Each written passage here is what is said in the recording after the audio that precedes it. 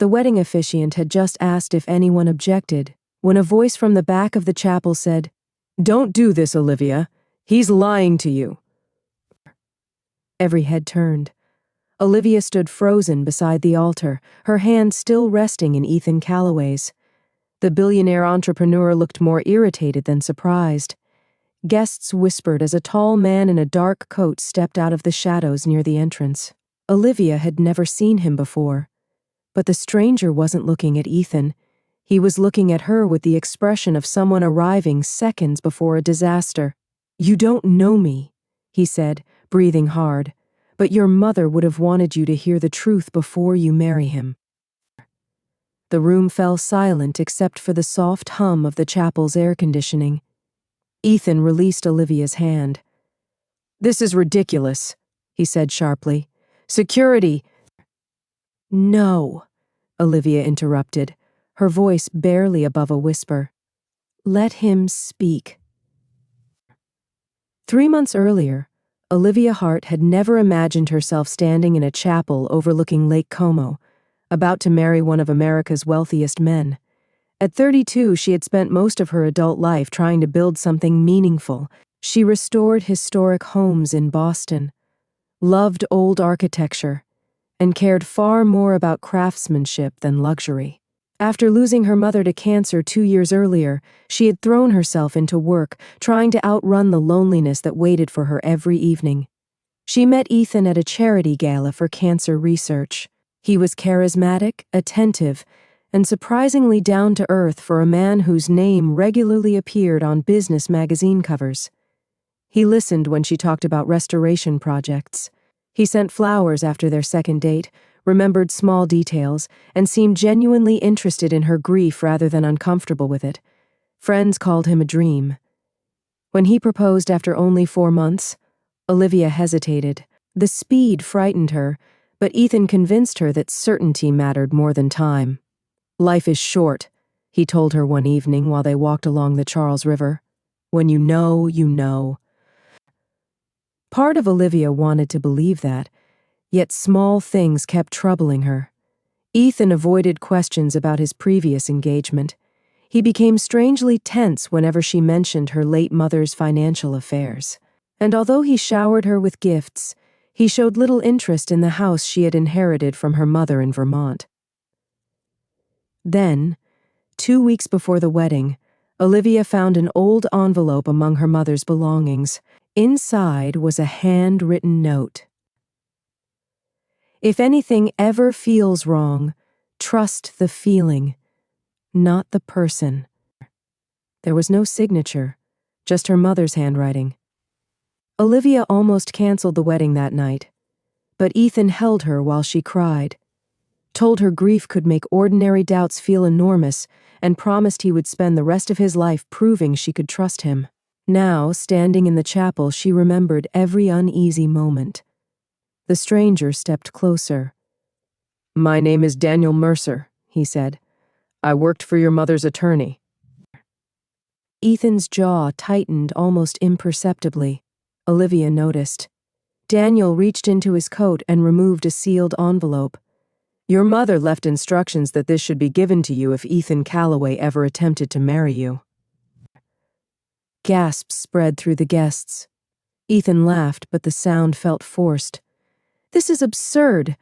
Olivia, this man is manipulating you." "Then why are you nervous?" Daniel asked quietly.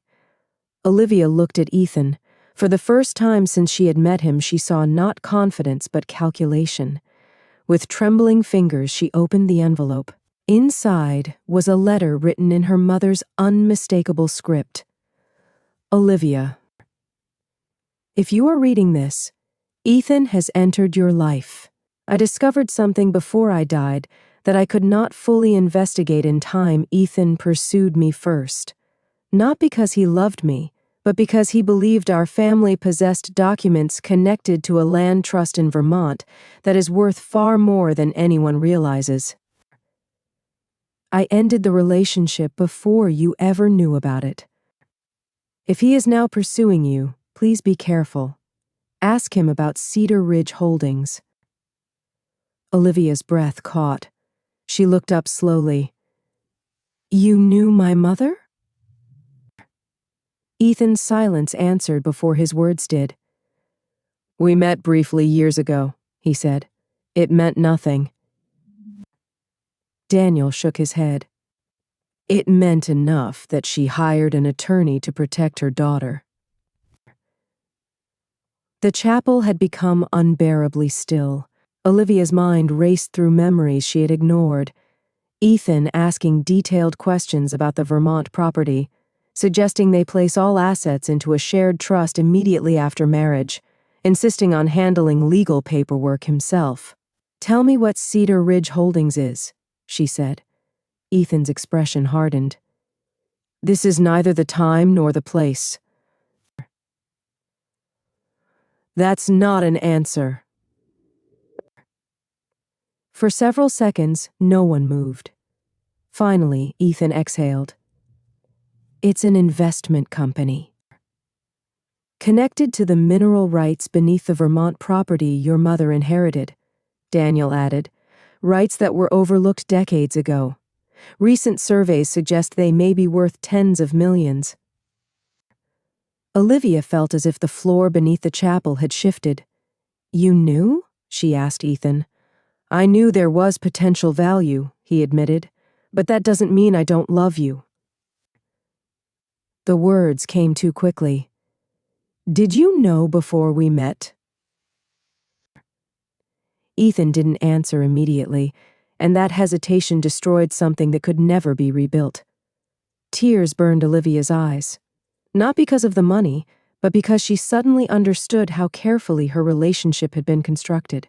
The thoughtful questions, the perfect timing, the whirlwind romance, even his interest in her grief. Was any of it real? She whispered. Ethan stepped toward her. Olivia, I care about you. Whatever started this, it became real. But she no longer knew which parts were performance and which parts were truth. She removed the engagement ring slowly. The soft click of metal against the altar sounded louder than any shout. I can't marry someone I can't trust! Ethan's face went pale. You're making a mistake. No, Olivia said, surprised by the steadiness in her own voice. I almost made one. She turned to the guests. I'm sorry. Then she walked down the aisle, past rows of stunned friends and relatives, past the flowers and candles and violinists who had been hired for a celebration that would never happen. Outside, the Italian afternoon was dazzlingly bright. Olivia kept walking until she reached the stone terrace overlooking the lake. Only then did she allow herself to break down. A few minutes later, she heard footsteps behind her. Daniel stopped several feet away, careful not to intrude. I'm sorry, he said. I never wanted to humiliate you. She wiped her eyes. Why did you come? Because your mother asked me to watch out for you if anything ever happened. He hesitated. I found out about the wedding yesterday through a mutual contact. I almost missed my flight. Olivia studied him for the first time. He was in his mid-30s, with tired eyes and the kind of face that looked more honest than polished. Nothing about him resembled the glamorous world Ethan inhabited. What was my mother like before she got sick? Olivia asked unexpectedly. Daniel smiled faintly. Stubborn, brilliant. She talked about you constantly. They spent the next hour sitting on the terrace while the canceled wedding slowly dissolved behind them. Daniel told stories Olivia had never heard, how her mother had fought a developer trying to seize protected land, how she believed integrity mattered more than wealth, how fiercely she wanted Olivia to choose a life built on genuine love rather than appearances. For the first time in months, Olivia felt something she had nearly forgotten. Seen. Over the following weeks back in Boston, Daniel helped her untangle the legal complications surrounding the Vermont property. Their conversations began with attorneys and documents, then drifted toward books, family memories, terrible coffee, and the strange ways grief changes people.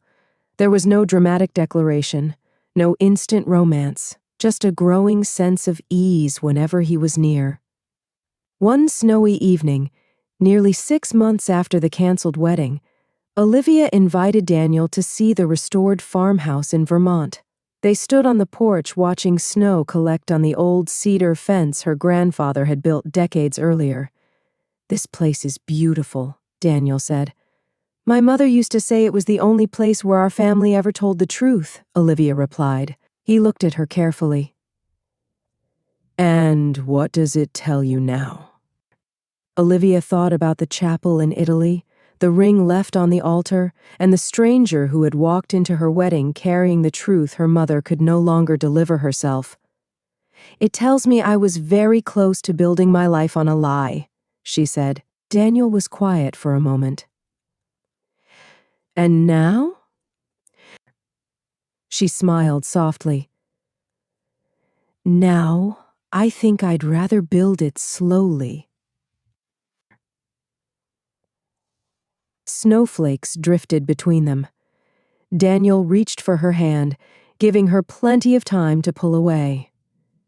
She didn't. As the lights from the farmhouse glowed against the winter dusk, Olivia realized something unexpected. The stranger who had stopped her wedding hadn't ruined the happiest day of her life. He had saved her from the wrong one. And sometimes, the most extraordinary love stories begin not when someone says "I do," but when someone has the courage to say, "Wait." If this story moved you, subscribe to TaleViora for more emotional, cinematic love stories about truth, trust, and the unexpected moments that can change a life forever.